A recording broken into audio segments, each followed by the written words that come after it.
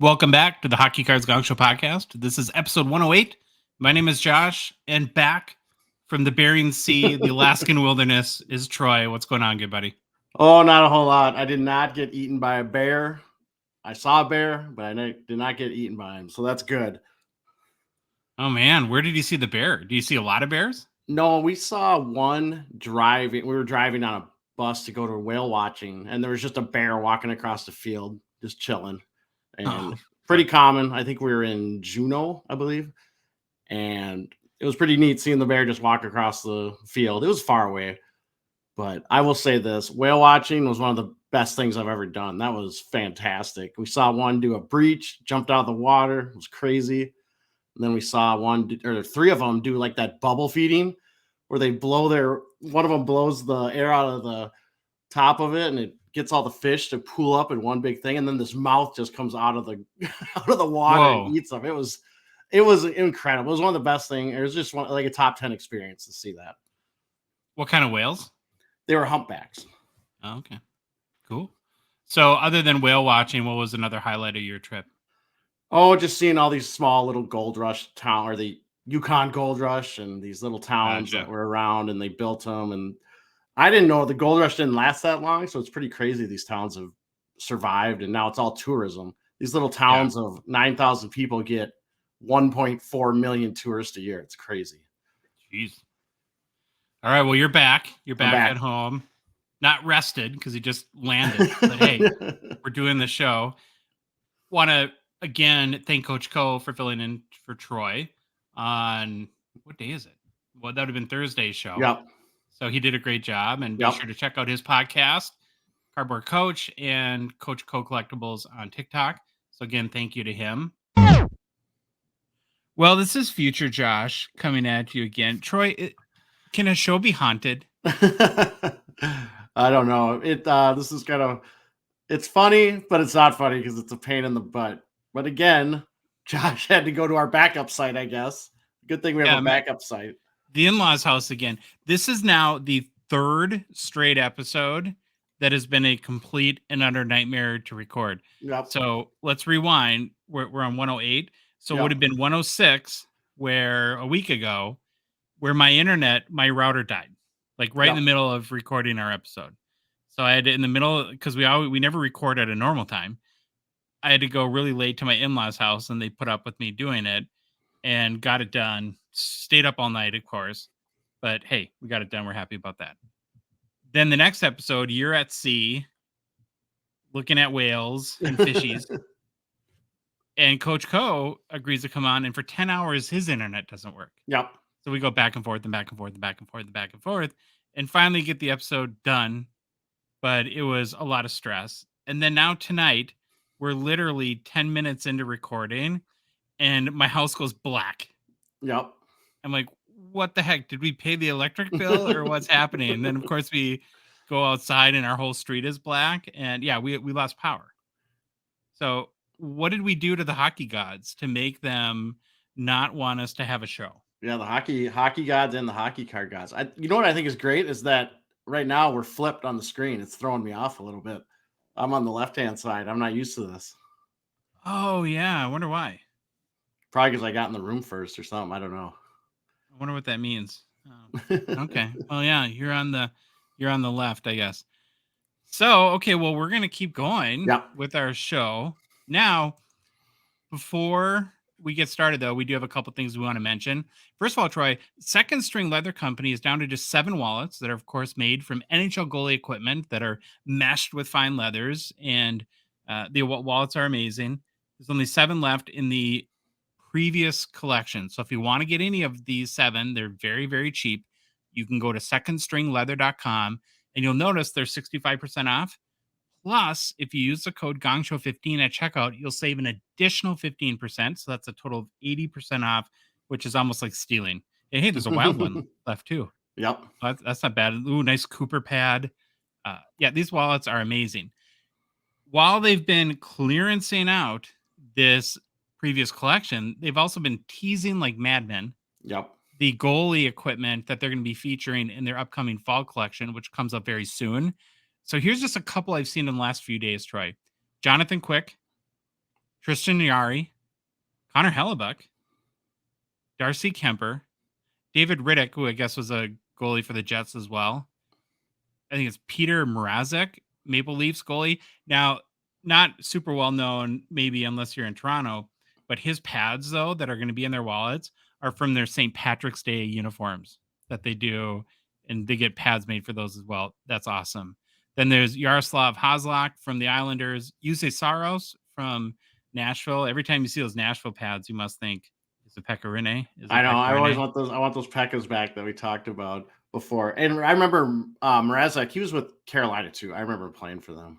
Gotcha. And there's tons more goalies. It's going to have their most NHL players, I believe, in any collection. It's just going to be nuts. In the meantime, though, too, while we're waiting for that to come out, there's plenty of other cool leather products on secondstringleather.com and other products that are not leather that are made from more NHL memorabilia. So again, you can go to secondstringleather.com, use Gongshow 15. It saves you 15% on everything, whether it's leather coasters, keychains, smartwatch bands, grilling tools, knives, just tons of fun stuff. Yeah. Okay. The Hockey Cards Gongshow podcast is a Patreon podcast. That means that we rely on supporters like you to help us cover our show expenses, produce more and hopefully better hockey card content, and fund initiatives, even in a small way, to grow the hockey hobby. It's very easy to support us. You can just go to our Patreon and now become one of the out of 199, the first 199 supporters out of 99 sold out. That's kind of cool. To see that get all gobbled up. It's very easy to do. You just go to Patreon website, patreon.com, search for Hockey Cards Gongshow. You can go to our Hockey Cards Gongshow website, which is hockeycardsgongshow.com, and there's a Become a Patron link. You can go to the link in the show description on YouTube or whatever podcast app you're listening to us on, or in our Instagram and TikTok profiles. It's in our link tree there. So we have a couple options. There's out of $199, that's $5 a month. We have a Triple Gold Club, which is $19.95 a month. Whatever you wish to do or wish not to do is great. Like I said, it really helps us support the show. When you do join our Patreon, you also get access to our Discord server where you can chat with us. And I think there's 150 other people in there now on a daily basis. We have some great conversation and questions, and it's just a lot of fun. Kind of getting deeper into the hockey hobby and connecting with people there. Okay, I don't think there were any patrons since last show, so we're ready to move on to the game plan, Troy. I'm still trying to get my bearings. I still can't believe that every show we try to record, something ridiculous happens. Well, it's a gong show. What do you expect? It is a gong show. All right, we begin with the show with the greatest NHL player to wear number 8. Then we take a shot at answering the question, are young guns a good investment? Then it's off to hobby news. Next, we look at our 5 favorite Ovi cards that are under $1,000 US. We end the show with new product releases and our listener mailbag. All right, Josh, we are on episode 108. Somehow, miraculously, we've kept it going, even though the hockey card gods are trying to stop it, I guess. I don't know. I'm probably going to get struck by lightning in a second, so but we goodbye, are everybody. We are on the most famous number 8. So the greatest NHL player to wear number 8 per the Hockey Writer's greatest NHL player to wear each number article is Alexander Ovechkin. I think most everyone would have got that. It's a pretty well slam dunk for him. Do you remember who the runners up were? Because when you were gone last week, Esposito had some really good competition at number 7. It was, I know, like Paul Coffey was one of them, and there's a couple other like big names. I don't remember. I could look it up real quick, but I won't. I don't need to. I'm doing too many things at one time. All right, let's go. Ovechkin. Overview. He's a left winger from Moscow, Russia. Ovechkin was the first overall selection in the 2004 NHL entry draft by the Washington Capitals. Ovechkin has played in 1,347 regular season games over a current 18-season NHL career. Ovechkin has played his entire career with the Washington Capitals. Again, we like that when they play for one team. Plus, it saves me from reading off these guys that have 8 teams. And Josh, share my screen. I want to show the sweet picture I have of him. On it. There we go. I love this picture. He's just looking at the camera. I don't know if it's like a pregame skate, but it looks great. All right, with Ovechkin playing all 18 seasons with the Washington Capitals, I'm going to go out on a limb and say it's a safe bet he will probably end his career only playing for the Capitals. Never say never, but I think this one will probably happen. They have nothing else going on right now, really. No. So, This is... well, how would you sell any tickets if you didn't have Ovi there? Yeah. And especially, and I think that for sure, if he's going to break the goals record, they would want it to be in a Capitals uniform. Exactly. For his awards and accomplishments, one-time Stanley Cup winner, 2006 Calder winner, 2006 All-Rookie Team, one-time Art Ross, three-time Hart winner, three-time Ted Lindsay winner, nine-time Maurice Richard winner, one-time Conn Smythe winner, eight-time NHL First All-Star Team, four-time NHL Second All-Star Team. He's a 13-time NHL All-Star Game selection, and he was named to the NHL's top 100 players list. Pretty good resume for Alexander Ovechkin. Over the course of his regular season career, he has 822 goals, 663 assists for 1,485 points. He has made the playoffs in 14 of his 18 NHL seasons, compiling 72 goals, 69 assists for 141 points in 147 playoff games played. Ovechkin obviously is an elite scorer. You throw out the COVID-shortened 2020-21 season, Ovi has never scored less than 32 goals and has never had less than 56 points in a season. And those were both in the lockout-shortened 2012-13 season. I think that's just an amazing accomplishment for him. I mean, that is crazy. He's massively also consistent. Yeah, and he's had 9 seasons of 50-plus goals and has also had 4 seasons of greater than 100 points. Especially in the game today, I think, where everyone's more skilled, the training, all that stuff is, I think, years beyond what it was, in the 80s, in the early NHL. It's pretty amazing. Best season of his career from a point standpoint was this 07-08 season where Ovi had 65 goals, 47 assists for 112 points in 82 games played. All right. So what else can we really say about Ovi? We talked about Ovi all the time. He's an absolute stud, an elite goal scorer. However, the pace that he has kept his goal scoring up has been absolutely incredible. In fact, when I was reading the Athletics top 99 NHL players in these post-expansion era kind of write-up they did, they brought up these 5 themes about him that allow him to continue to thrive. Consistency, adaptability, durability, the Ovi office, and a life that's mellowed away from the rink and now revolves around the family. I think What's the Ovi office? Is that the slot? That's on the power play, left circle. Oh, yeah. Where I'll get into that a little more where I talk about it. But yeah, it's those 5 things that have really allowed him to just kind of continue what he's doing at a consistent pace. And eventually he's going to maybe lead him to break Gretzky's goal record. As Ovi gets older, he's actually becoming a smarter player and actually adapting and doing things that maybe he didn't do as much when he was younger. He's now fighting to get in front of the net, try to score goals on tip-ins and rebound goals. He really didn't do that a lot when he was really young. He's also adapted and realized he's not going to beat every player on the rush or one-on-one like he used to. He's moving the puck a little more and also positioning himself better to give him a better opportunity to score. Just shows you read about him and it's hockey IQ. Hockey IQ is off the charts, basically. And this is the kind of stuff you have to do and adapt when you're his age now, trying to stay in the league and score at that consistent pace. Ovi is an absolute workhorse and rarely misses games. In fact, when I was doing the research on him, I believe he has only missed 50 to 60 regular season games in his career, and only around half of those are for injuries. My favorite one is he got suspended for 1 game for oversleeping. That's it for injuries. He's been really durable. Obviously, I mentioned a little bit. Josh asked about it. The Ovi office. It's like the left circle on the power play. But it's really interesting because it allows him to kind of conserve energy because he'll just plant himself there. And every team knows that's where he's going to be, and they're going to get the puck to him. But what happens? He still scores, and it's just crazy. In fact, a third of his goals from age 30 on are on the power play. So if they can keep getting power plays and getting him the goals in the OV office, I think he has a good chance of breaking Gretzky's record.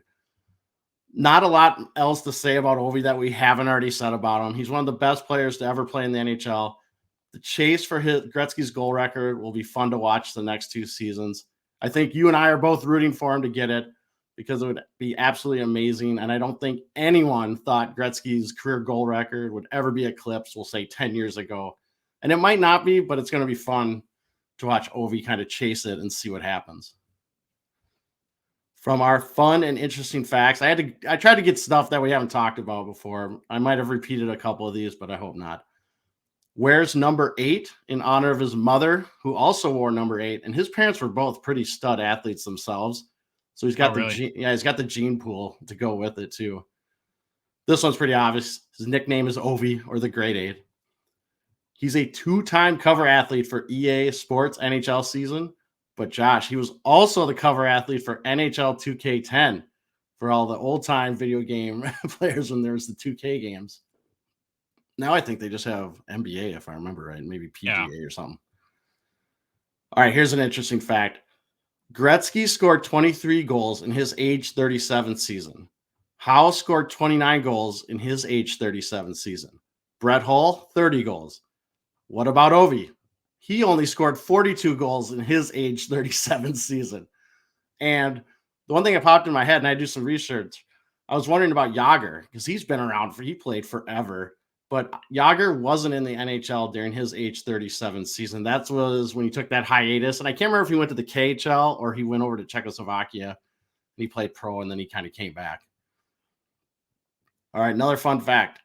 Since Ovi turned 30, he has scored 42 to 51 goals in all but one of the seasons not impacted by COVID-19. Wow. Ovechkin holds NHL records for the most power play goals, most goals in away games, most overtime goals, and most goals with the same team in NHL history. He is the 3rd NHL player behind Gordie Howe and Wayne Gretzky to score 800 goals in the regular season.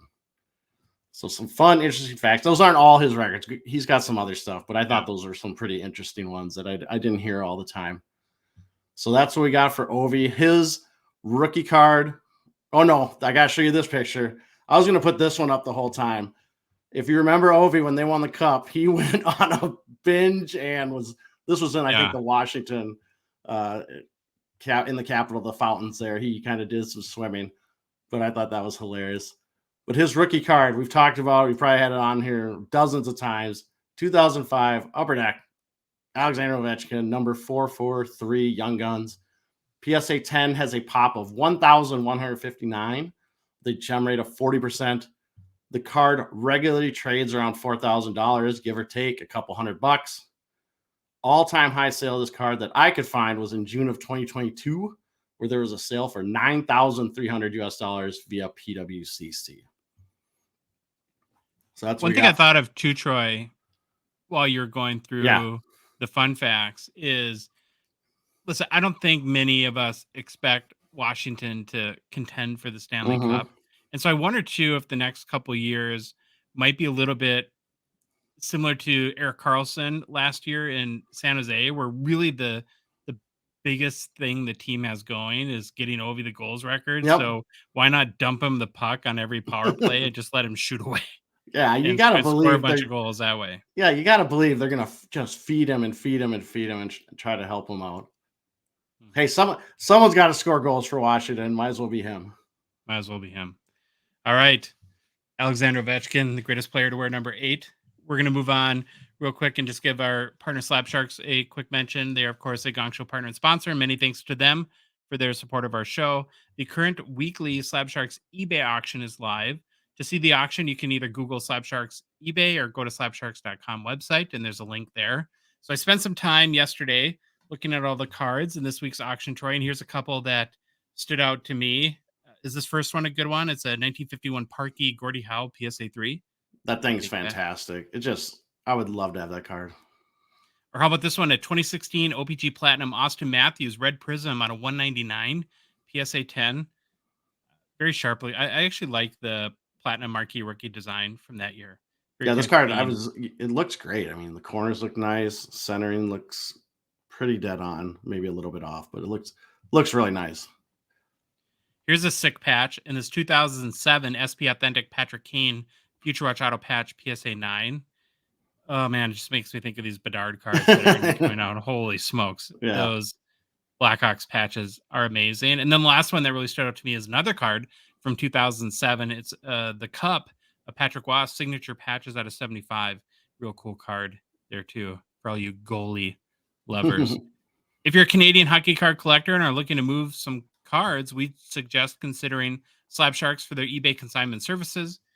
They make it easy to sell your cards on eBay, and who doesn't want that, right? You don't have to worry about taking good pictures, listing it correctly, answering buyer questions, hunting down payment, packaging, shipping, none of it. So head out to slabsharks.com for complete information on their eBay consignment services, including payout rates, and to get started. Well, big topic here, Troy. Big topic. I think we've been beating around the bush as it relates to the idea of young guns and investing for a long time. And it's another opportunistic moment here in the off season to really dive into one of these topics where we don't have the distraction of games and all that fun stuff that we're looking forward to. But thinking a lot about this too, like how people are going to respond to this. There's been times on our show where we've done a segment or had a perspective that we think will be super controversial. Nobody says a peep. And then other times we'll think we've said something very innocuous and kind of people gets a lot of response. Yep. So right out of the gate, I just want to say to people, we want to hear your feedback. Message us on social media, Discord if you're on there, and weigh in, because this is not an easy topic to unpack. And there's many rational conclusions that you can draw. And so the key question that we want to try or attempt to bring some perspective to today is, are young guns a good investment? Before we get started, I think it's important to note that it's not a discussion about are young guns a good card. I'll speak for you, Troy, but you chime in. I think we love young guns. We've said a million times that it's one of the three most important cards a player can have. I have many young guns in my collection. I know you do too. Yep.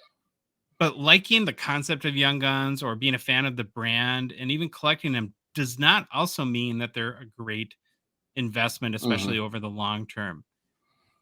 Collect what you love many times to me means who cares what it's worth. And so I try not to make that big of a connection in my PC between value and just cards that I love.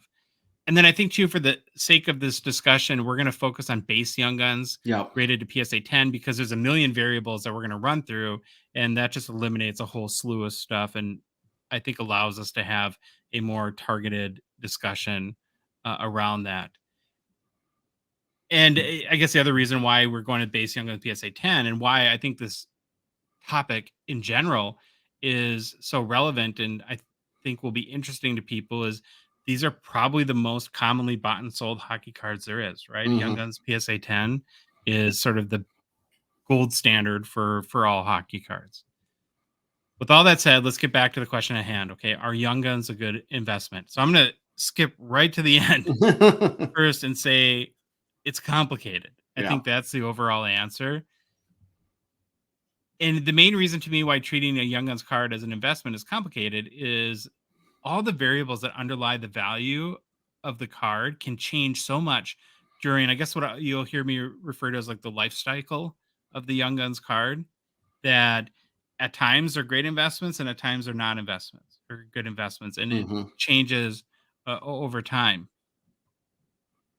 And to me, Troy, it's like investing in them successfully, whether it's short-term flipping or trying to do the long-term game, you really have to understand what that life cycle is. And I kind of broke it down into two parts. So first of all, covering what are the key variables that go into the value of young guns, and then trying to map out what that value curve or life cycle is for them. And so we're going to start with the variables. And you can add anything you want to this too. And this is just sort of what I came up with. But the first variable I want to talk about is print run. And so that means how many total Young Guns were produced by Upper Deck during the production of the flagship series that any one of these given cards is released in. Now, there's two core challenges as it relates to print run and the value of a potential Young Guns. First of all, Upper Deck doesn't disclose print runs. Yep. They don't tell us. So there's a lot of conjecture and guessing. And I think sometimes the loudest voices, maybe in the hobby, can actually change the perception of the market. If I don't know if you want to use the term influencer or well-known person, or there's a kind of a herd mentality and consensus that, oh, they print 100,000 of these, right? That kind of becomes the nomenclature when who knows how many are actually produced, but the fact is we don't know. Then I think it's widely believed that print runs have not been constant and have changed over time. So most people will assume that in 2013, 2014, pre sort of the McDavid boom in the card market, that a lot less flagship was produced than will be in 2023, 24. So you kind of have to, you don't know the individual print runs, and then you have to sort of try to slot them in based on era and how much we think in relation to other eras that Upper Deck produced. So, long story short, it's hard to tell, but it's important because value comes down to supply versus demand. And by not knowing the print runs, we never have a great or specific understanding of what the supply actually is, which of course makes it tricky. Yep. The next key variable is I call hyper chase. I think it's one of these concepts that's very easy to understand but impossible to quantify. Everyone knows what it is, but beyond that, I don't know if we know anything else, but it does change the value of a Young Guns dramatically. And you'll see it too. It's not just players like McDavid who have tons of hype, or other players like Mikko Rantanen that seem to have no hype, right? You'll see it when a player maybe will start the month of November with 12 goals and then will score 2 in December. How dramatically that the performance and the impact that that has on the hype, that changes the value. And that's a, I think part of what makes collecting real fun, and it's nothing that of course can be controlled. But the second, I think, key variable again is hype and chase. Yeah, at one time, I mean, I would say too, we try to quantify that a little bit by looking at sales in a month of certain cards. We try to gauge that a little bit.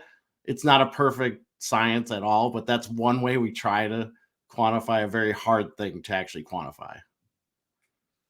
The third variable then that I think is core to really understanding the value of Young Guns is gem rate. Yeah. And this is, when you go back to when our show started, Troy, I was not really cognizant of gem rate, or if I knew it, I didn't really understand how it impacted the value of cards in general, but specifically the Young Guns. So if you're not familiar, gem rate is the percentage of cards that are submitted to a specific grading company that receive a gem mint grade.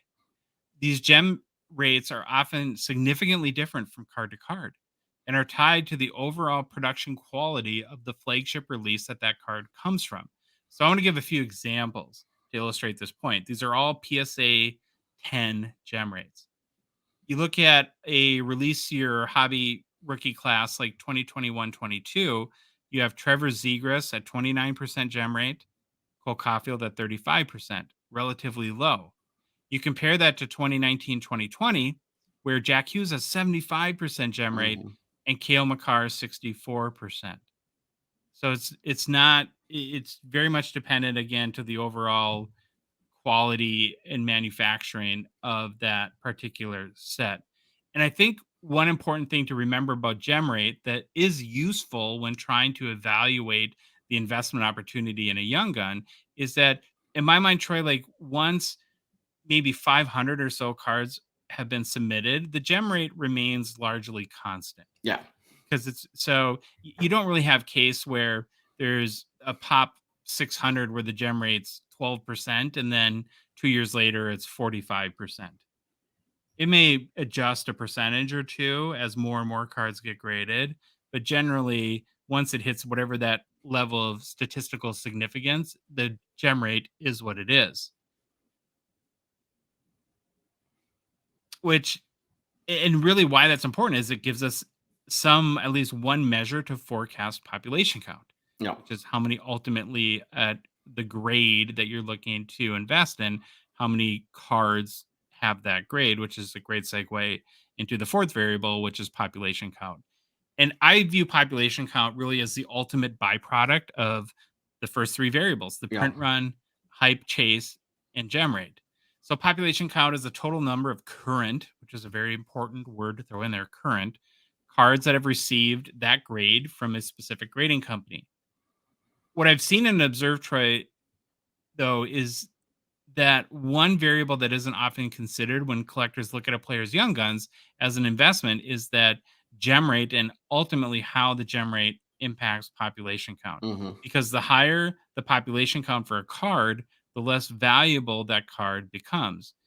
I think it's a key point, but also fairly obvious, right? High pop, lower value, sort of competing principles there.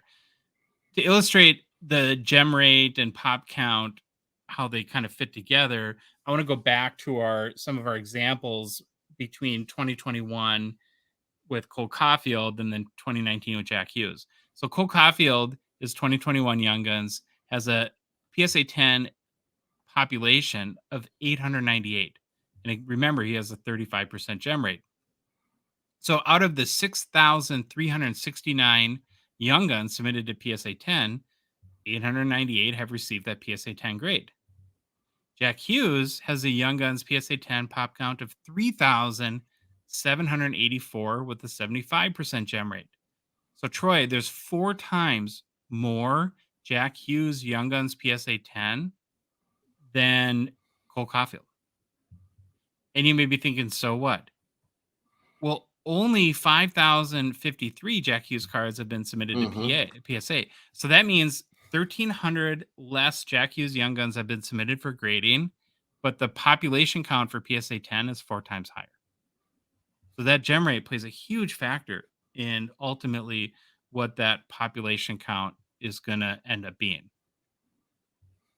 I think within population count too, a concept that I'm thinking about more and more too is total population count, which is the total amount of gem mint cards across all the major grading companies. Yep.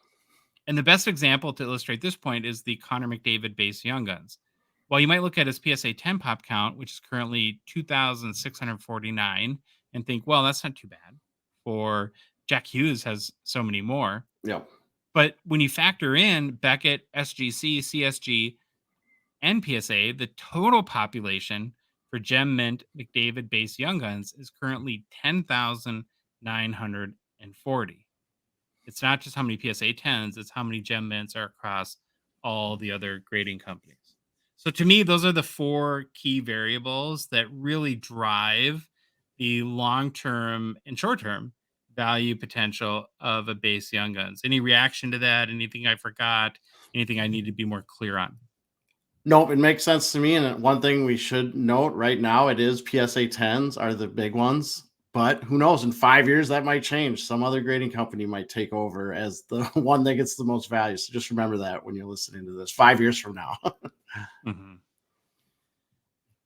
Okay, so now we've covered the definitions. The next key concept I think to understand is what I'll call like the Young Guns life cycle, or the value cycle or curve, however you want to put it. And one key variable that I think adjusts the life cycle or value curve is how the player plays, of course, and whatever their hype or chase factor is. So you got to keep that in mind. So a great example of this would be from 2021, 2020, 2021 hobby rookie class. You have a guy like Kirill Kaprizov, our guy from Minnesota, who had a ton of hype right away. Yep. Like he was the guy the minute the set came out. But it took Jason Robertson until really December of this past year to really pop off. So they both have followed this largely the same value curve. It's just the timing is sort of different on that. And this is, I think, a great segue into really kind of digging into. And what I try to do is sort of map out how this value curve works. And I came up with, I guess, like 3 or 4 benchmarks in the life cycle of a Young Guns. And this is a starting point. Yeah. I think that over time, the way that we keep working on this, my understanding will evolve, but this is kind of how I look at it today.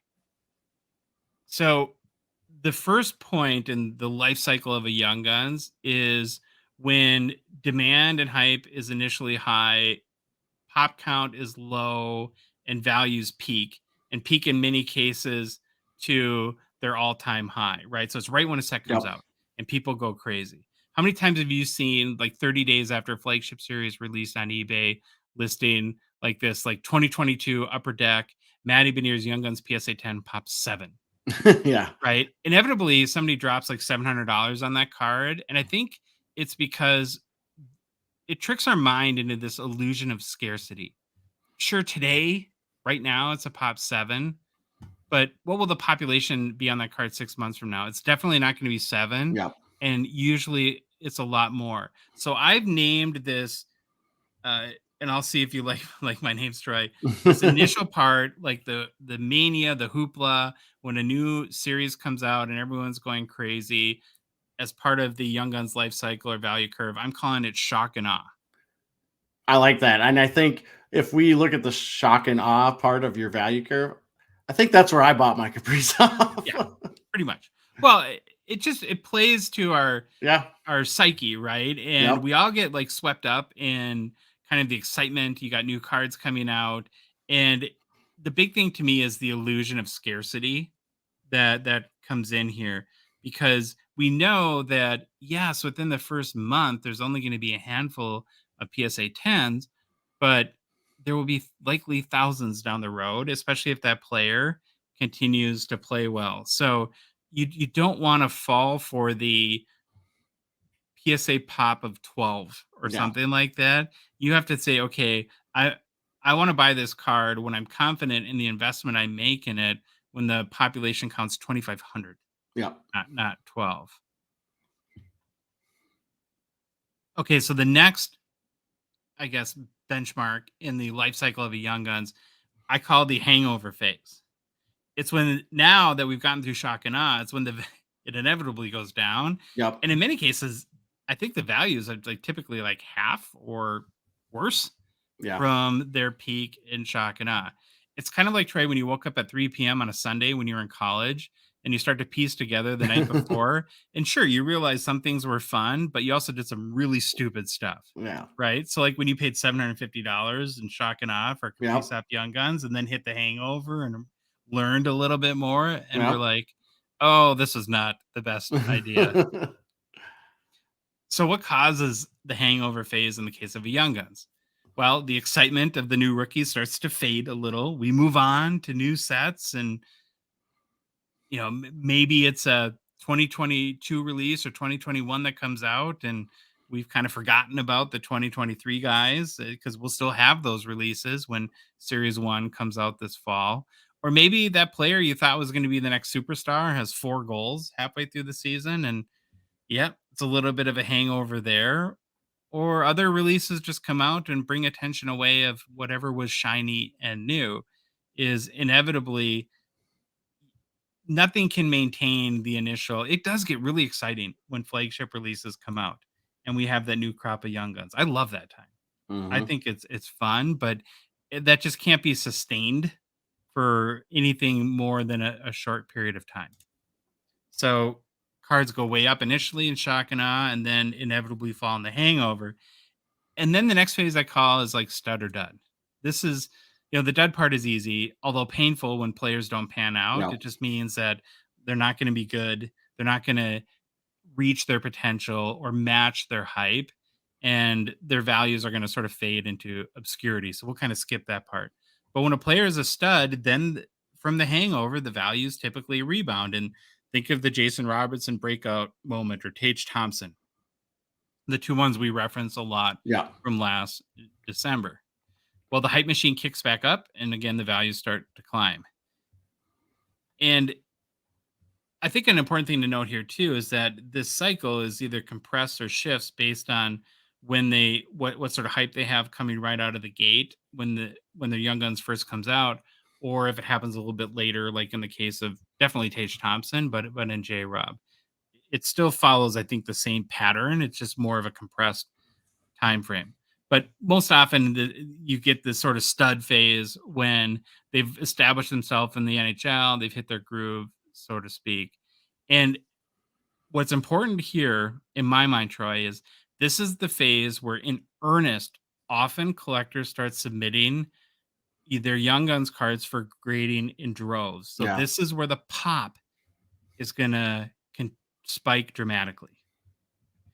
And we've seen this in almost every over the 15 months or so, or however long it's been we've done our show. We've seen this over and over again, that Young Guns comes out, there's very few PSA 10s, then the guy pops, has his J Rob moment, his Tage Thompson, or even Kaprizov after his really good first year, and all of a sudden 6 months later you're like, whoa, their PSA 10 pop count is 7 times what it was 2 months ago.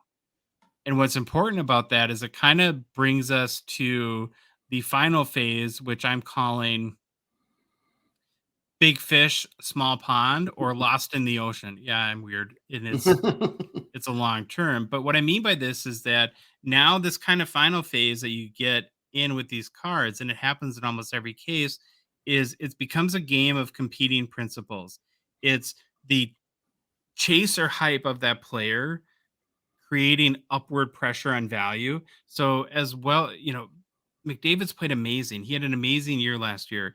It got people more excited. It got more people wanting his cards. But competing against that now is the continued rise of the pop count, where that's where we go back and we look at what's the gem rate, what are the print runs of that card. And because again, the value of any card in the sports card hobby is based on supply and demand. The higher demand for a card, the lower the supply, the more value that it's going to have. And that inherently, to me, Troy, is the problem with investing in Young Guns, is Yep. that the more popular the player gets, the more cards that enter into the market. And so you don't really have that. It's that constant competing pressure that you get from that. Is all this making sense to you and kind of fitting with how you would describe it?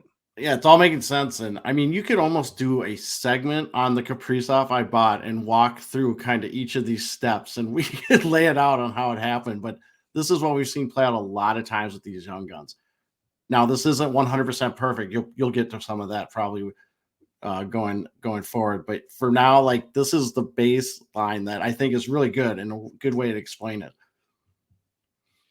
So I think now is a good time to go back to our original question. Are Young Guns a good investment? And, remember before I said it's complicated. Yeah. Well, I think we can break it down when looking at these cards from an investment perspective as to like when you should buy and when you shouldn't. Because the fact is that the answer changes Mm-hmm. depending on where this player is in the life cycle. And so again, we'll go back and use our disclaimer. If you're just collecting what you love and you're PCing, whatever price you're happy at, just buy the card and enjoy Yep. it. Right. We're kind of trying to take more of the because I think a lot of people do look at these cards as investments. And Mm-hmm. so we're trying to take a little bit more of that perspective. So what where I'll start on the investment side is what I would call like optimal buying times.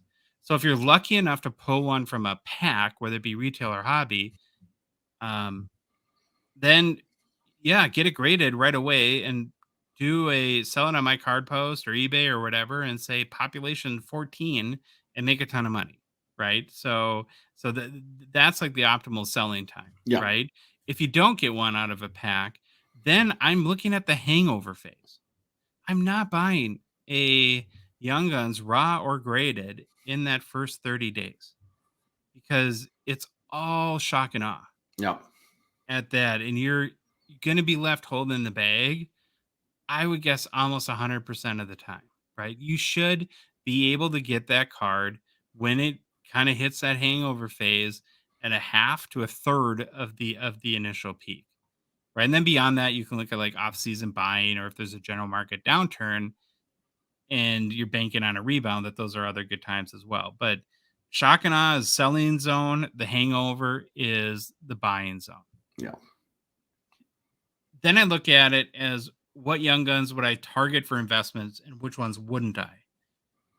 So the combination I'm looking for, Troy, if I'm going to try to make money on a young guns and flip it, I'm probably going to try to flip it short term based on where it is in the life cycle, and not, I don't think they're great cards to say, well, I'm going to hold this for 7 years, because you just don't know what's going to happen to that pop count.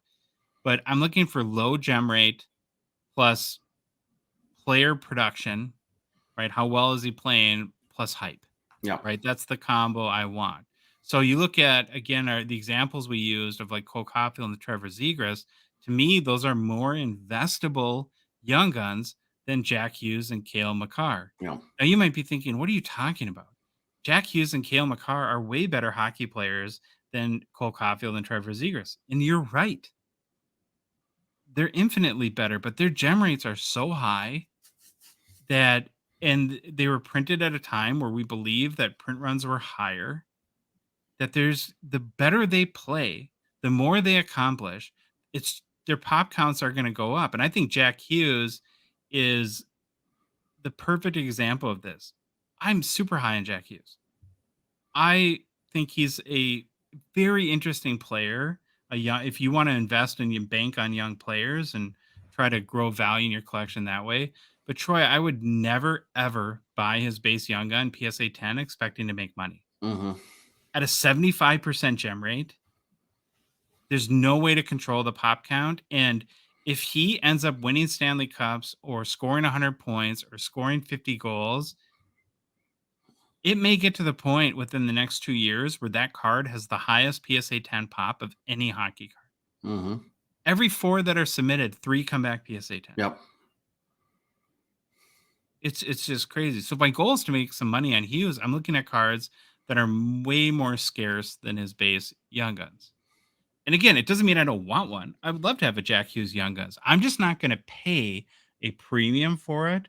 I'm going to find a bargain basement, somebody that ended their auction at 4 a.m. Mm-hmm. on a Sunday morning or Tuesday morning, something like that, and buy it then when I don't need, and never expect to make money on it. So thoughts on those concepts? No, that makes complete sense. It's kind of something we've been talking about constantly on our show, probably the last 6 months. And we've even seen these same type of comments. We watch it on the sales stuff, and we see this happen all the time. And I think it makes complete sense. And now that we've laid it out kind of in this fashion, like you said, it's not 100%, but this trend seems to follow pretty close. There'll always be exceptions to the norm, and there's always outliers.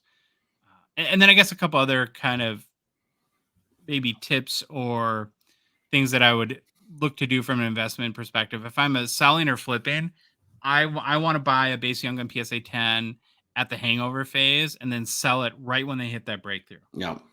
Right. And you got to time it perfect. You can't get greedy.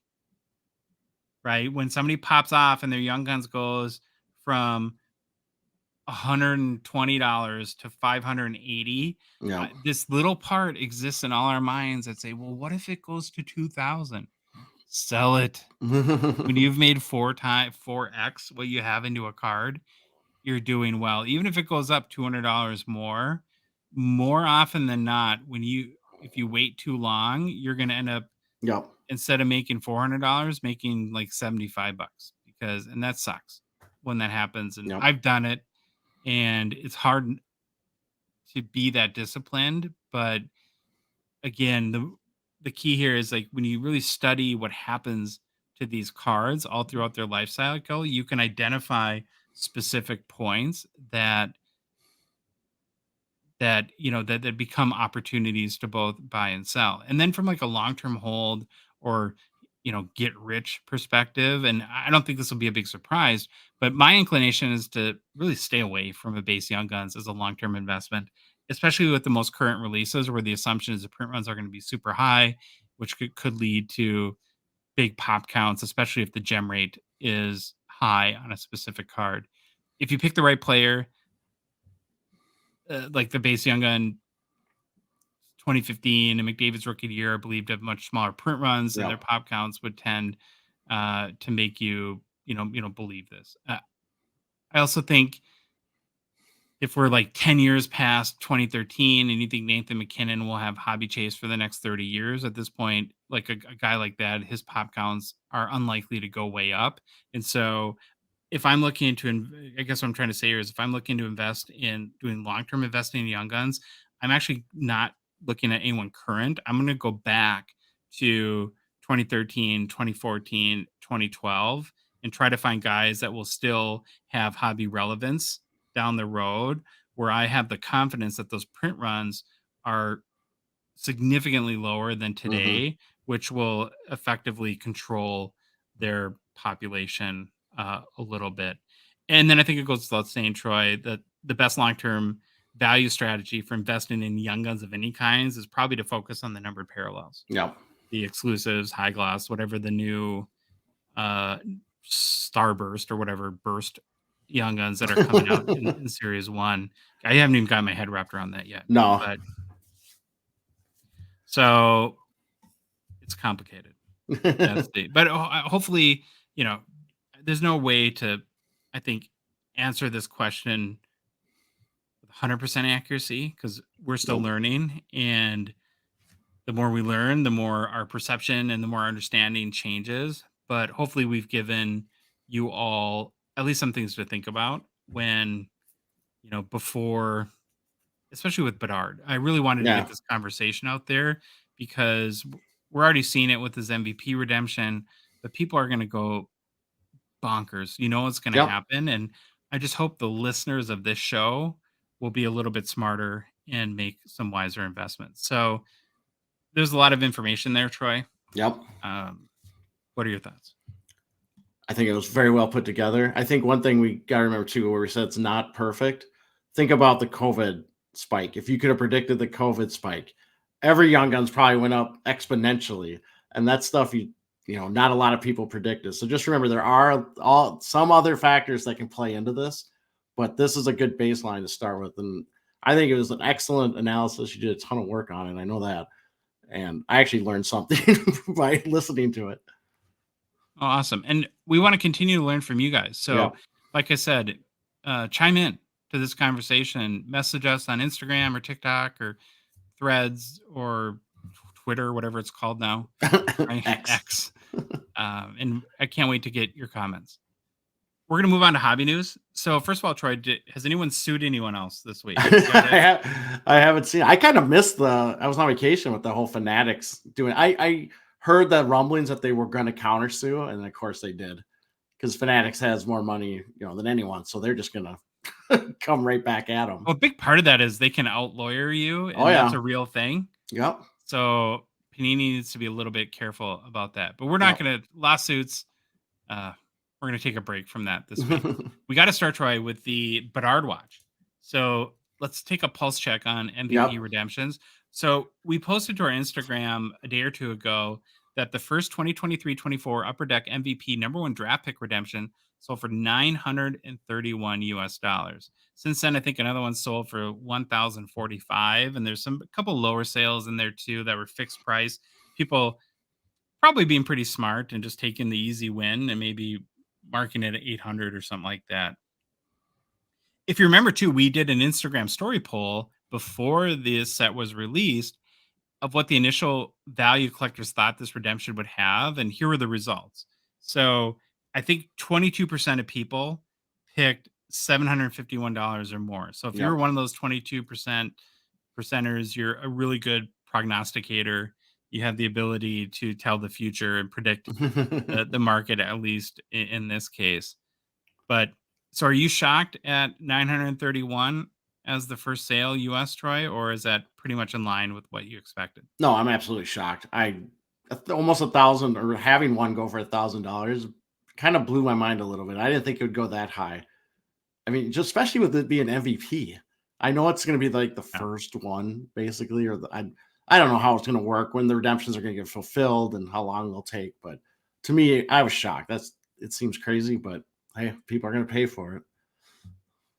So as we did with Bedard's pre-NHL cards, I thought it'd be interesting to compare this number one draft pick redemption to other star players that were picked number one and had the same redemption in MVP, like Connor McDavid, Matthews, Jack Hughes, and see how the values compare. And of course, like anything that's ever happened with Bedard in the hobby to this point, it's been there's been no comparison. It's not even in the same universe almost. So we'll start with the McDavid. So he's a 2015 MVP. His number one draft pick redemption raw, um, I think just sold for something like $214. Yep. So 5x for Connor Bedard over Connor McDavid, who Bedard has done nothing, and McDavid's been the best player in the NHL for what, 7 years or more. If you go on to the next year, 2016, Austin Matthews, his MVP number one draft pick redemption, last sale raw was $49 on April 2nd.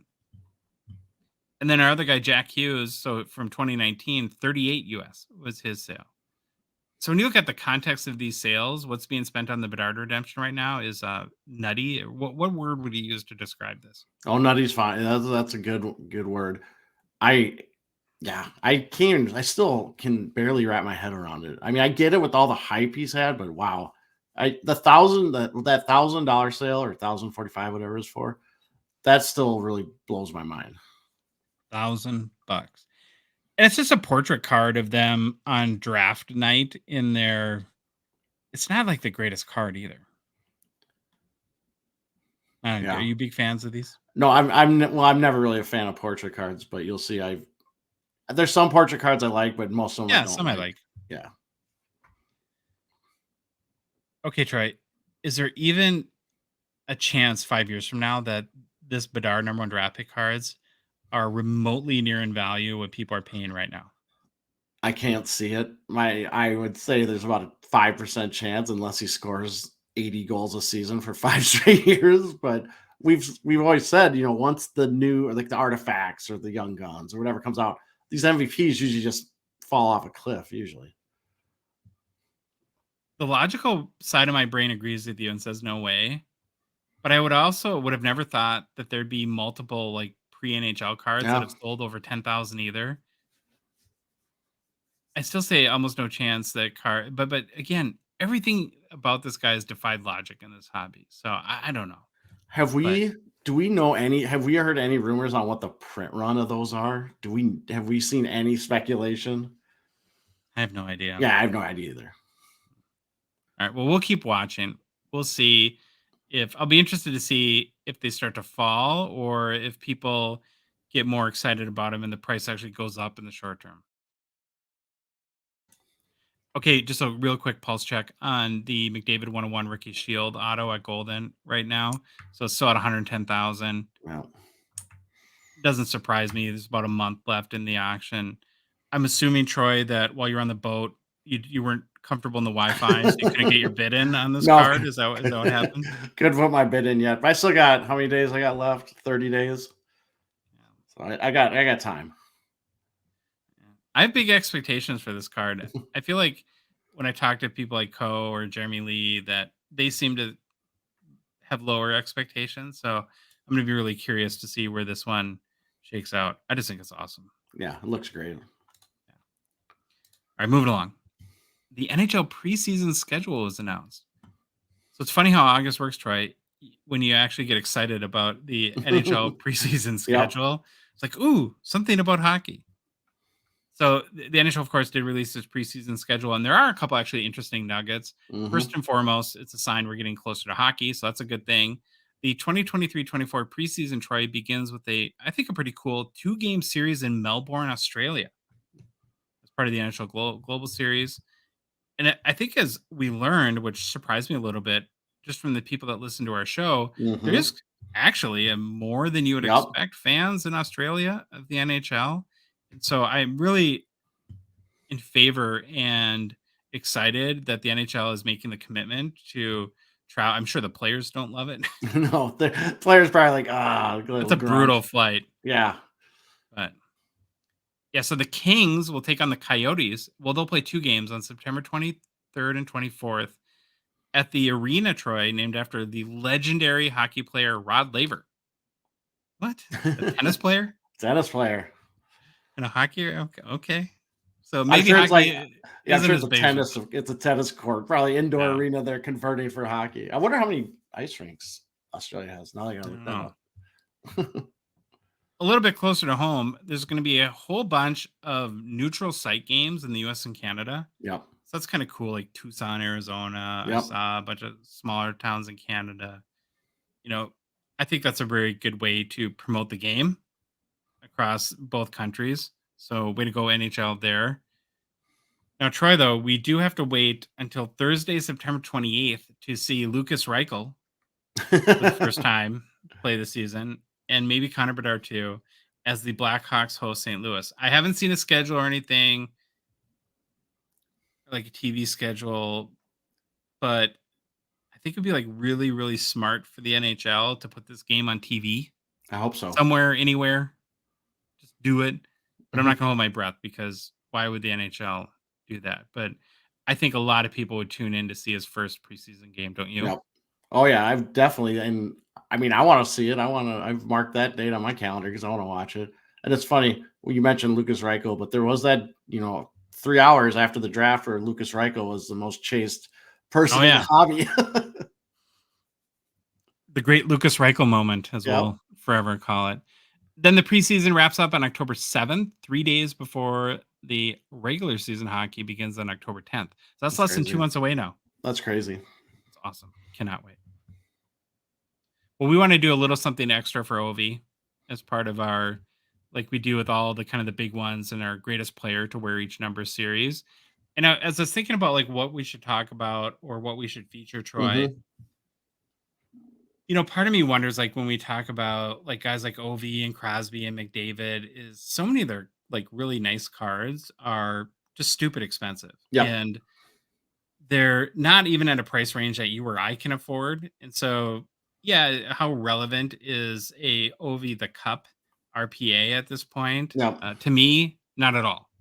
And so I thought, well, and I think we've done this for a couple other players, but let's try to find cards that we really like that are under 1,000 US, and maybe give some people ideas that if you're just getting into collecting or you're maybe a little late on the OV bandwagon, but you want to have some nice cards and you don't want to spend a house to get them, that here might be some options to look at. So I found three and you found a couple, and we'll roll through those right now. The first one is just from one of my favorite sets. It's Yep. the 2012 Flair Retro Electrifying. Like I said, I just love the set in general.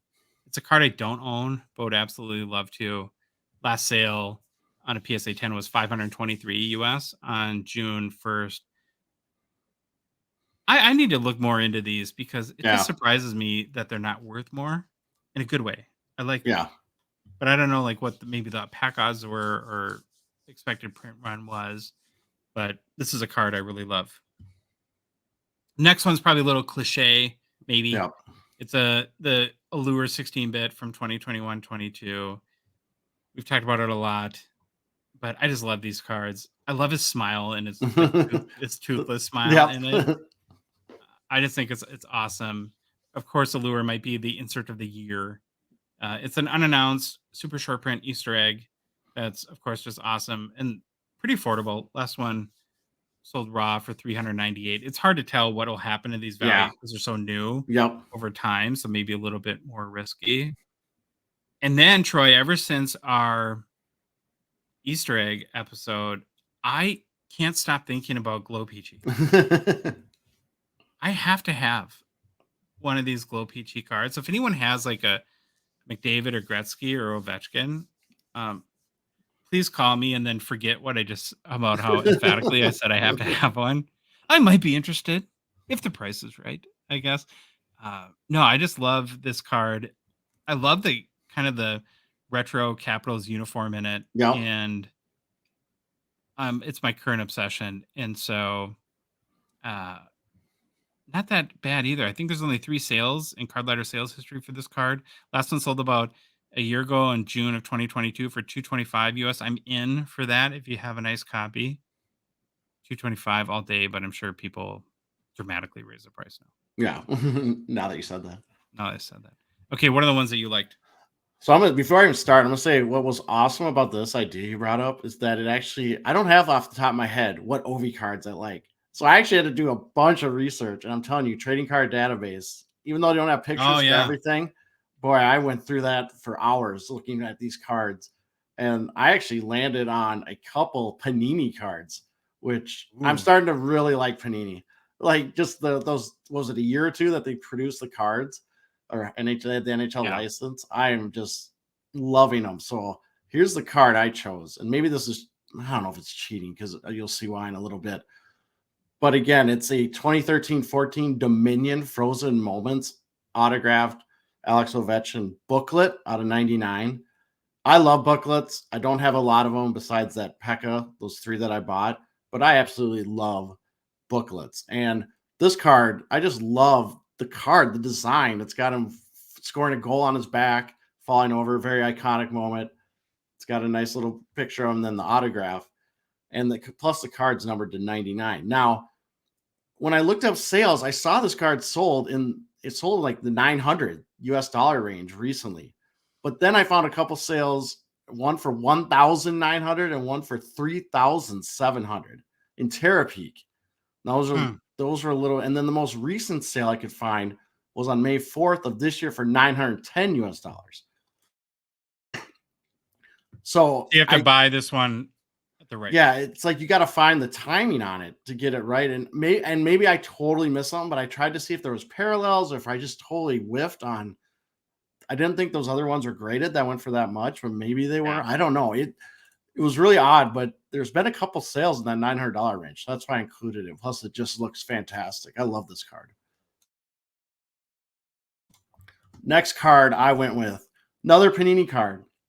I went with a 2013-2014 National Treasures NHL Gear Autographs Ovechkin out of 25.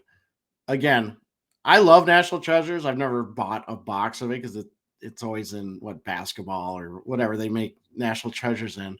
But they produced a hockey set, and I found this card, and I just love this card. This is where a profile picture I like, where it's like a game profile picture, and you can see like the intensity. It's got a nice auto patch. I love the look of this card. Does that have 2 patches? I think so. I think there is 2 patches here. I tried to find like an explanation or anything kind of explaining the card, but all I could find was old like Cardboard Connection, really brief overviews, and they just say the. How is that card less than $1,000? Yeah, that's what I mean. It's just it looks sweet. I think the color matching looks really nice. Obviously, depends kind of what the patch you get, but the card sold on June 30th of this year for $560, and previous sale before that was $600. But here's the problem: it's out of 25. Guess what? This thing ain't going to come up for sale very often. And I think before that, it was a couple of years before there was a sale. So this one, I think someone got an absolute steal at $560. Oh yeah, I'd be in for that. That's a great price. It's like one of those you see when you do the research and now you're mad because you're like, why didn't I find this thing? But obviously I wasn't looking for Alexander Ovechkin cards, but this is I just love doing the research on this.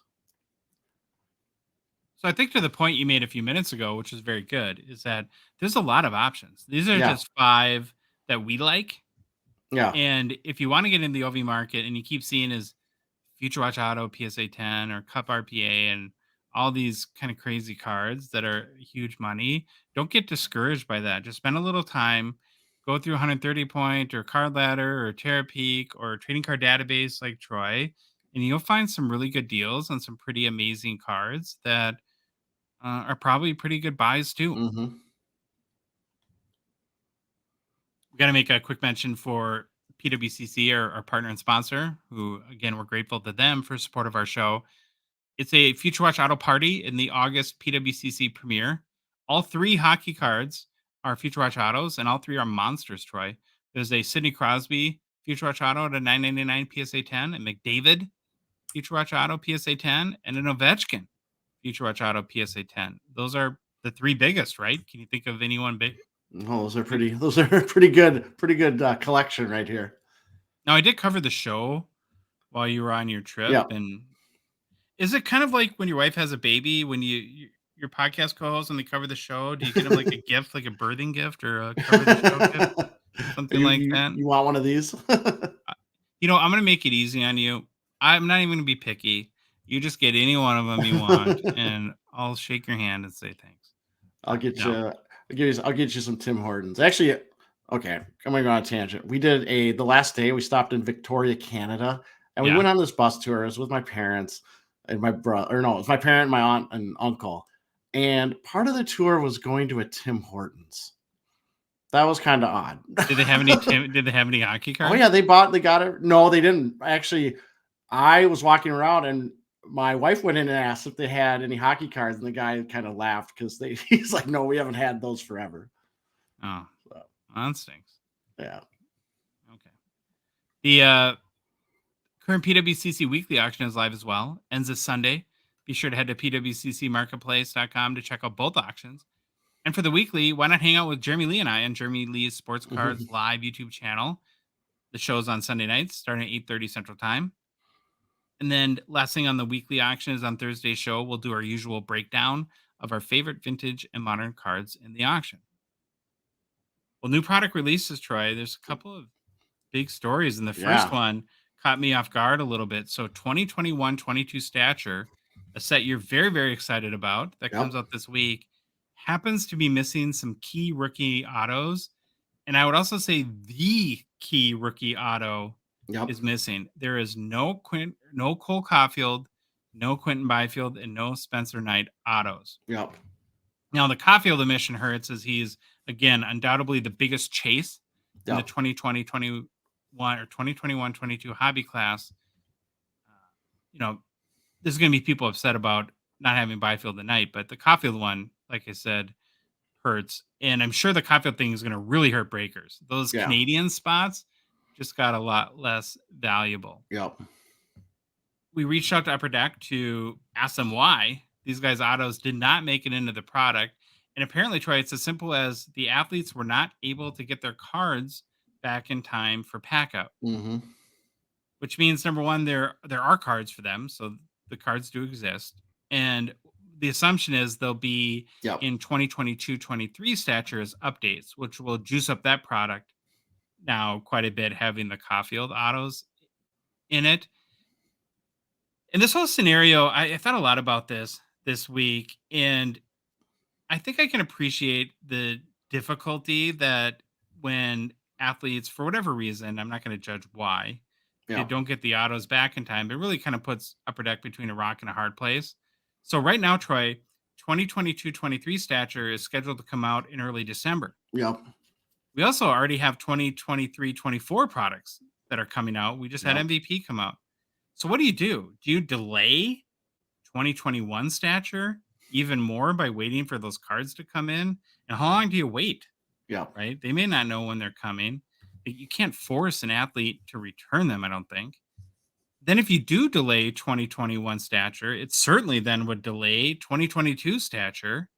And it just kind of pushes the delays further down the road. So my question to you is, you're president of Upper Deck. What do you do in this instance? Do you hold the product and wait for the Caulfield autos? Or do you say, we got to get out of these delays and we got to just release the product and bite the bullet? What are you doing?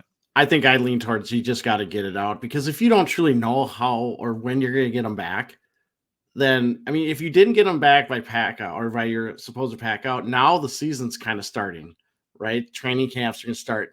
What are the odds you're going to get them now? And they probably don't want to push it, or I wouldn't want to push it for another 6 months or whatever. I think you probably have to just get it out there and take the heat and explain what happened and keep moving on. Yeah.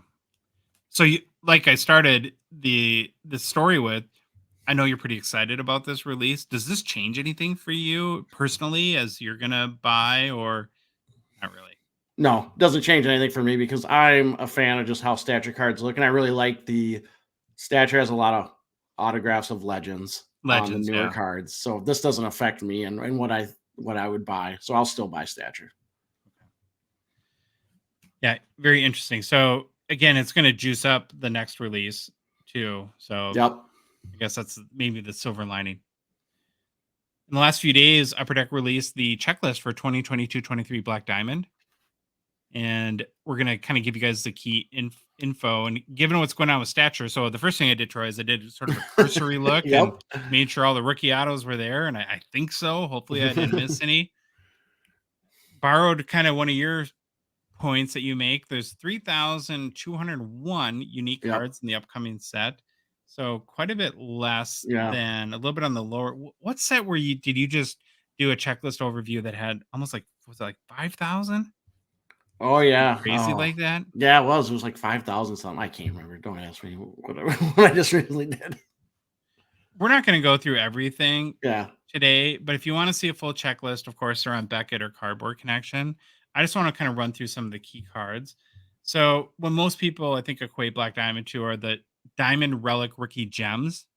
So these come, of course, in 4 levels. There's single, double, triple, and quad. What's interesting about the 2022 release, and again, I'm sure they do this long ago before things had played out a little bit. So the 2 players, Troy, that got the quad diamond or gem treatment are from 2022 are Shane Wright and Juraj Slavkovsky. Wouldn't you love to be in that room with that discussion happened? Oh, because I mean, I'm assuming they make the decisions before they've played a game, and I mean, maybe I just don't know how long ago they built these products out, but it's very interesting. I'd love to be in that discussion. Then the triple relics are Matty Beniers, who should obviously be a quad, Matt Boldy, Kent Johnson, Lucas Reichel. Interesting, they put him there. For Jack Quinn, Owen Power. Oh boy, Troy. Marco Rossi. Oh, hey, we still got hope for Rossi. And then Jake Sanderson. Some of the notable double gems are Wyatt Johnston, who I don't know, I might make a case. Should be a triple. David Jirasek, Dylan Gunther, Andrei Kuzmenko, Arbor Jacki, and Adu Roddy. And then maybe like Matthias Michelli, a notable single. But yeah, the big headline there is Shane Wright and Slavkovsky are your quad diamond relics. There's also a 2015-16 diamond relic tribute set, which are out of 99. There's out of 49, 25, 10, and 101 parallels. And there's 5 rookies in that. So you got Beniers in that one, which is good. Slavkovsky, Boldy, Owen Power, and Shane Wright. Probably pretty good choices there. Band of Colors back. So that was new in last year's set. There's 29 rookies on the checklist. These are out of 23. I think they match it to the year. So I don't know. Those are pretty cool cards. I haven't really checked though if those have held up in value. Yeah, I don't know either, but I remember one of the first breaks I ever watched. Maybe the first break I watched the Black Diamond. I think the breaker pulled. Maybe it was are these always rookies? But maybe it was just another regular band of color. Well, last year they had McDavid. Yeah, it was McDavid, and no one really knew. Like they didn't really know what it was or what they had, and I think it was worth a lot of money actually. I want to say like the McDavid sold for like $2,000 or something. Yeah, I think it was a huge, like a 4-figure amount. Yeah, it was a big card. There's a bunch of legend autos in Black Diamond this year. So you got guys like Marty Brodeur, Dominic Hasek, Zetterberg, Mike Bossy, Mario Lemieux, Ray Bourque, Joe Sakic, Wayne Gretzky, Bobby Orr, Troy, Brett Hull, Gordie Howe. Yeah. So the Orr and Howes will be sticker autos at least. I'm not sure. So Lafleur and Bossy probably too, because they're both passed away. Lafleur, Bossy. Patrick Waugh, Yzerman, Forsberg. Is Black Diamond all sticker autos? I don't remember. I do not remember off the top of my head. No. Something to look into. So 2022-23 Black Diamond is scheduled to release on August 23rd. There's some other details I want to get through real quick. So there's 4 subsets that have manufactured patches. I don't love that. Yeah. You got to stop that, please. There's also some exquisite sets in this release, which is interesting. Maybe that kind of makes up for the manufactured patches thing a little bit. What's interesting though about exquisite and Black Diamond is there's no autos. So it's just either numbered parallels or numbered cards or patch cards. But some of the patches, like in the case of this Beniers, are pretty nice. That might be the sickest patch. Like That is just crazy. The eye right there of the Kraken. Awesome. That's fantastic. So Black Diamond is currently pre-selling for about $250 in the US on Dave & Adams and $330 Canadian on Klaus & Chara. It's a 1-pack box with 6 cards.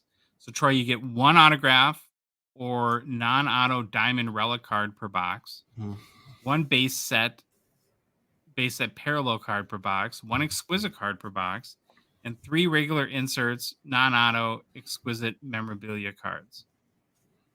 I don't know, what are your thoughts? This is a tough one to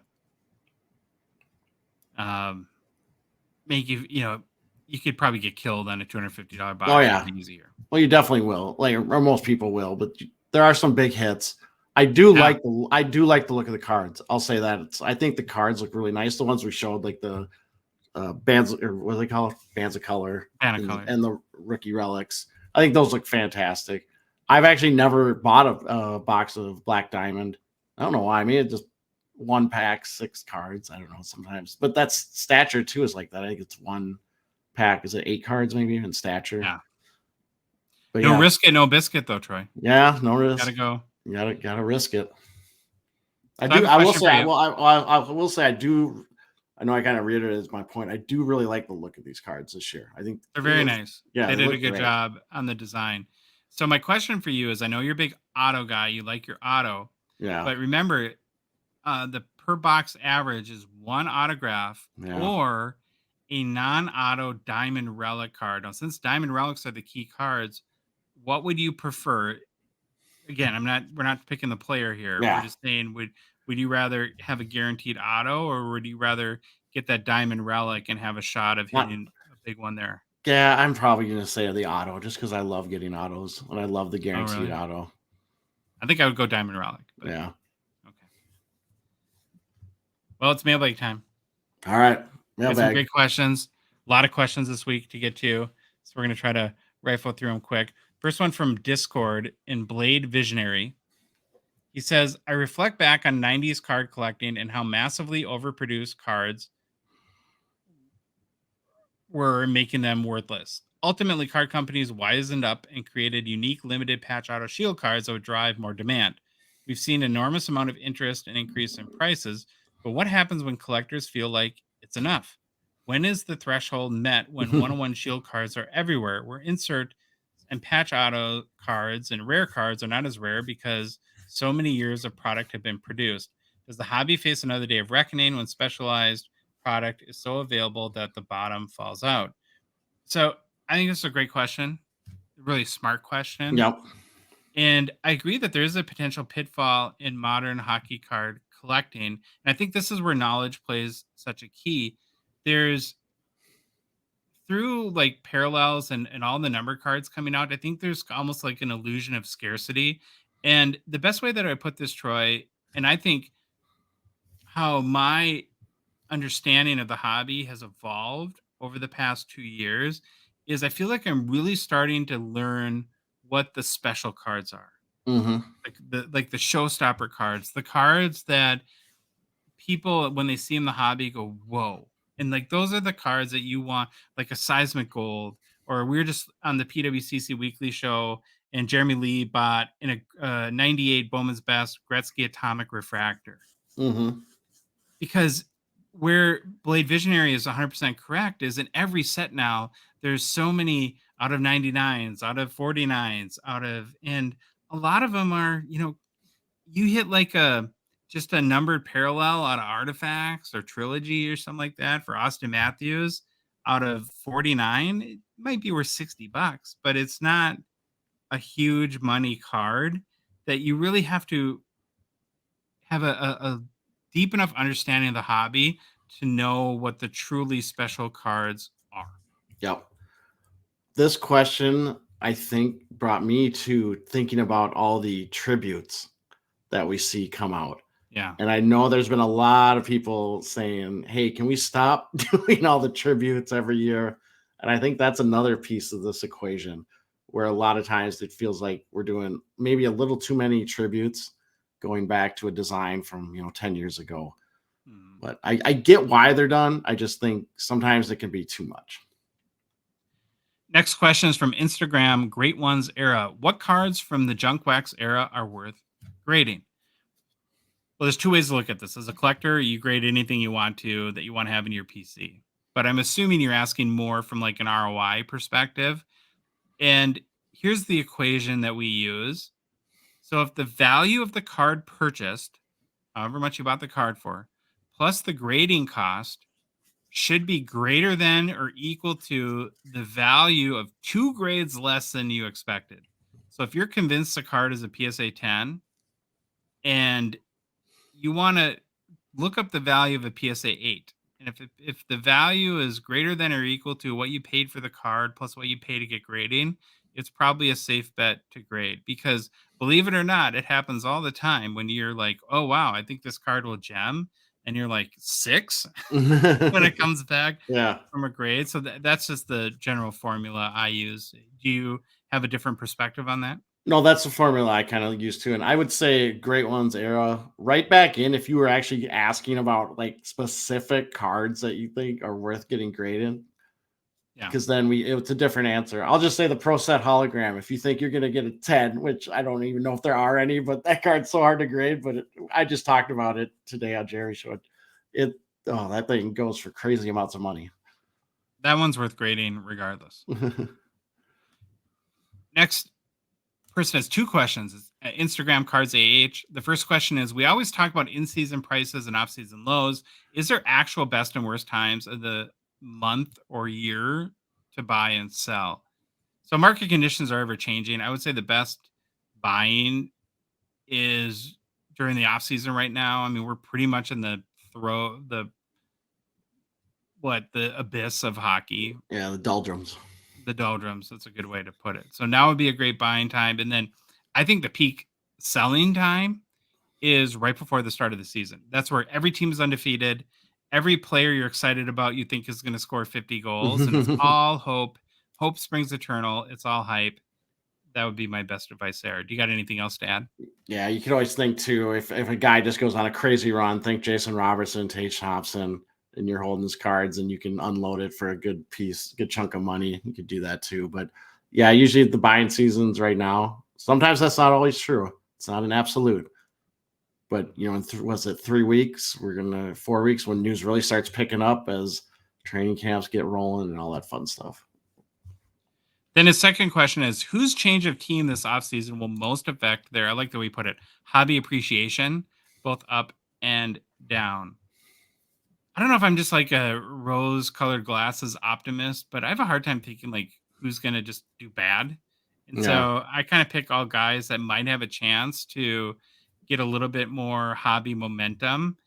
So, and I don't think there's any slam dunk here, but Pierre-Luc Dubois is moving from Winnipeg into LA, obviously a huge market. Not that Winnipeg isn't a big hockey market, but LA is a huge media market. If he becomes a focal point on that team and plays well, they traded a lot for him and I think gave him a big contract, right? And so that could be a guy that, again, he's got to perform. You could see a bump there. I'm really interested to see what happens to the Bertuzzi market now that he's with the Maple Leafs. That he seems like a guy that people would just love there, and see if the hobby will chase him a little bit. And then, you look at a guy like Erik Karlsson, who, I don't know, it's relative.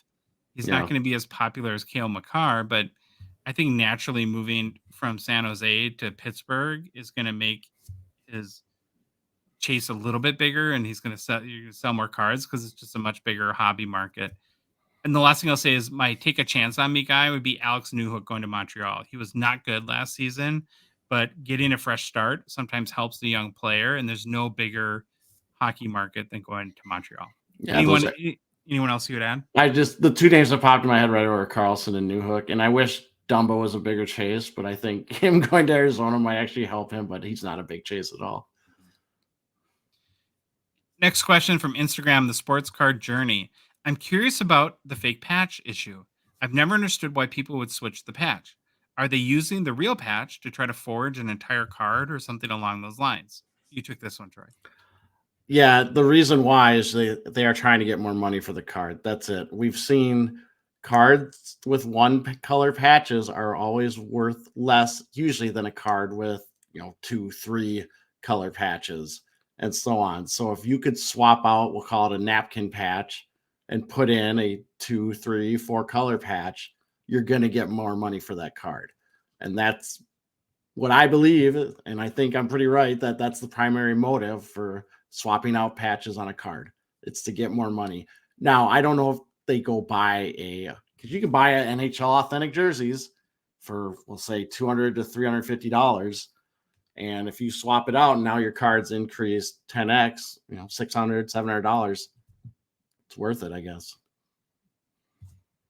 You're 100% right. With very specific cards like Cup RPAs or Yep. Future Watch Auto Patches or Premier RPAs, Ultimate Collection RPAs, if a card's out of 99 or 49 or 149, the variables that determine which cards sell at a premium are the quality of the patch.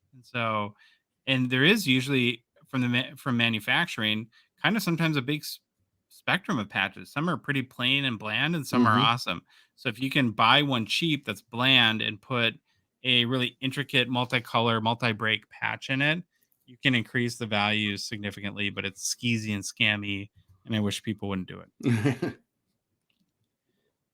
Next question from Instagram, Chris Perry. Question for you guys. Not sure if you've already addressed this previously, but how many years remain on Upper Deck's contract with the NHL? Any reason to believe Fanatics won't sign an agreement with the NHL at some point between now and then, given the relationship with jerseys and what they've done with other leagues, ignoring the lawsuits and stuff?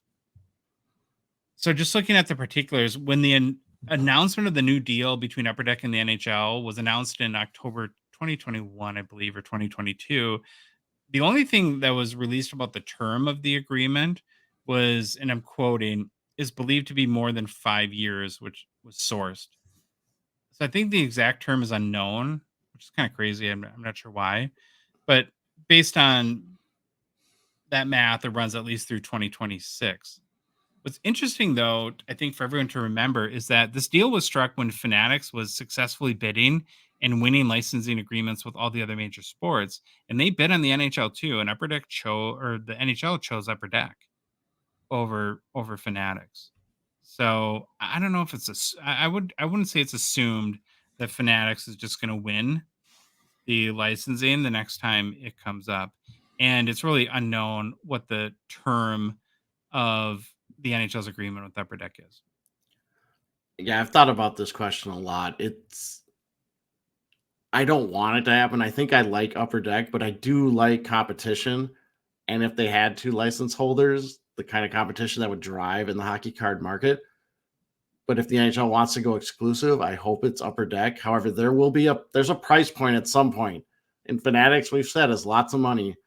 And Gary Bettman answers to the owners. And sometimes we know these owners are very financially driven. And if enough owners see Fanatics put out a big bid, they might convince them to go another way. I hope they don't. I think Upper Deck's a great partner if they want to do the exclusive thing. I want it to be Upper Deck. I like what Upper Deck's done. They have a good relationship.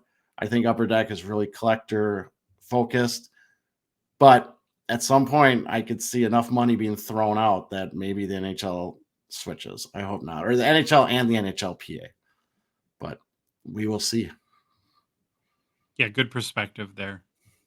Moving on. Next question. Gongshow Discord. Philadelphia Flyagram. Really good question here. Do you guys ever feel like Upper Deck just has way too many brands? Sometimes feels like deja vu each time a new different set comes out.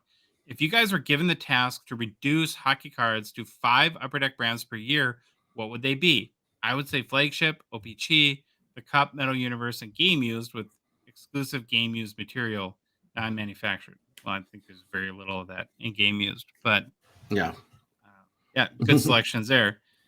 I do at times think there's too many sets, but I also acknowledge that Upper Deck doesn't disclose sales, so it's really tough to say. I guess at the end of the day, I'll assume they balance supply and demand.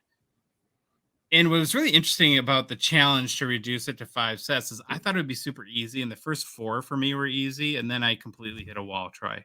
So my 4 keepers would be, my first 4 would be Flagship, OPG Platinum, SP Authentic, and the Cup. And then I'm like, don't even know what would be next. So it'd probably be between metal and actually maybe ice. And that could be total recency bias because I'm kind of in love with the last Yeah. ice release.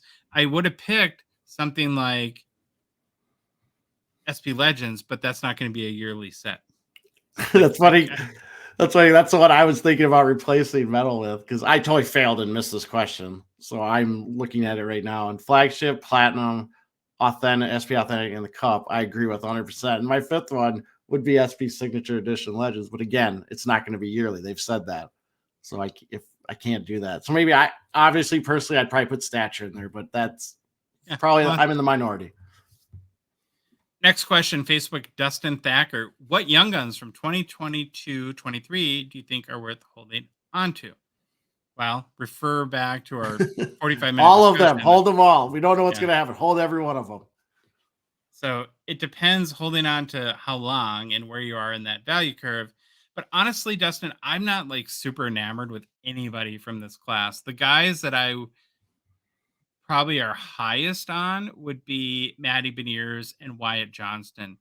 And I'm more high on Wyatt Johnston because I think he's got this sort of Dallas under the radar thing going where I don't think a lot of people realize how many goals he scored at 19 last year. Yeah. And if he can build on that this year, he might be a guy to look at. Anybody excite you from this? No, I'm like you. I was not that enthralled with this class, but those are the two guys. If you're going to tell me name two guys, that's who I would name. But 22, 23, I just hold them all. You never know who's going to break out in the next year or two. Next question from Twitter or X, whatever it's called. I actually checked. Do you know that? Well, it doesn't shock me, but Elon bought X.com. Yeah. That had to have been I saw that. spendy. So X, I guess. Sebastian Engelhardt, really good question. I'm really glad he asked this. Do you guys ever participate in breaks? I've been watching them for months now, but I'm hesitant to join. Seems like you can get great deals if you're collecting a specific team, but how can you trust them when it seems like every week there's a new whatnot scandal? So what I would say, Sebastian, is I don't join breaks very often. I do watch them a lot because it helps us learn about sets and it's just fun to watch. And what I would say is that do your research on the breaker. There's lots of really, really good breakers on all the platforms, including Whatnot.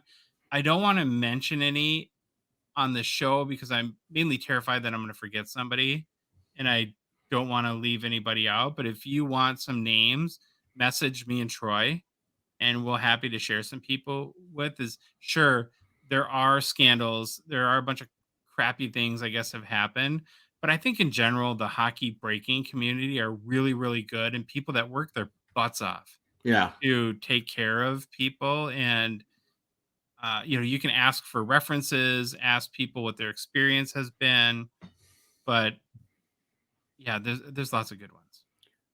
Yeah, I still participate in breaks every once in a while. Definitely not as much as I used to. I used to participate a lot more than I about a year ago than I do right now.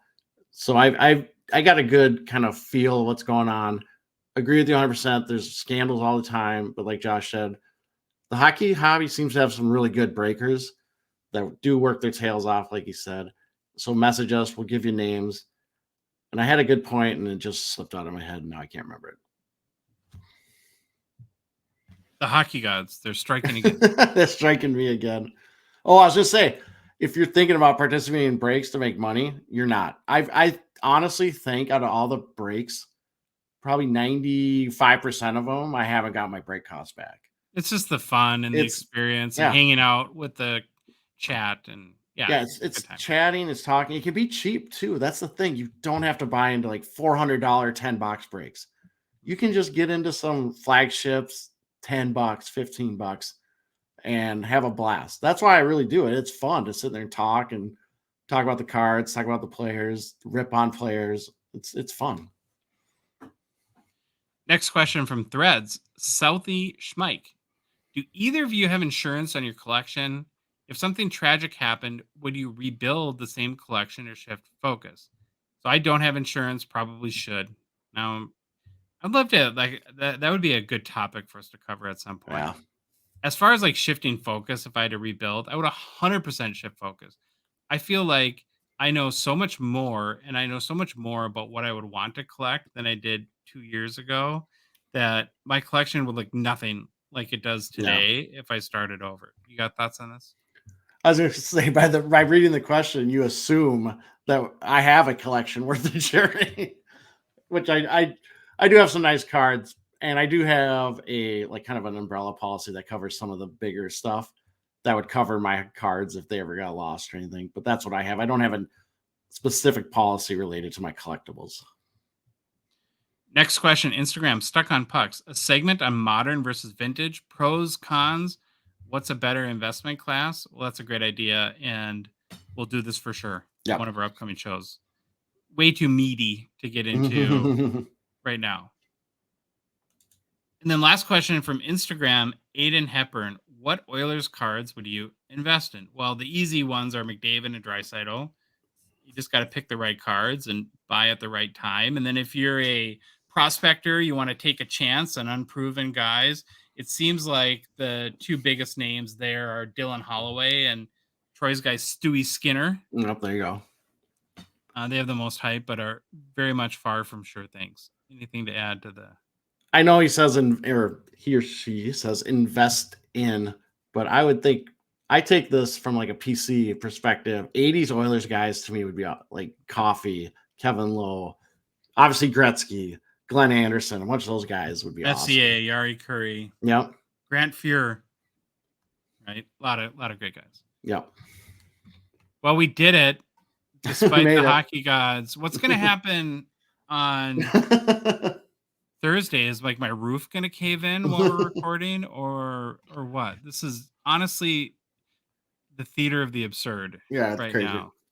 What is it, 1 a.m? We're going to have to rush and get the show, but this is a gong show. This is our life, and we love it. So thank you so much for listening to the episode. If you did like it, we would love you to leave a rating review on Apple, Spotify, whatever podcast app you listen to us on. If you love the show, you want to support us, you want to chat with us every day on the Hockey Cards Gongshow Discord server, please consider a donation to our Patreon.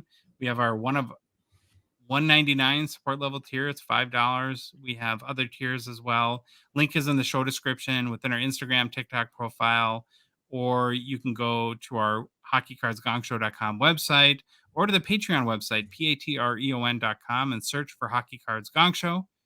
We're on social media, so hey, follow us on Instagram, Facebook, TikTok, Twitter, and of course, YouTube.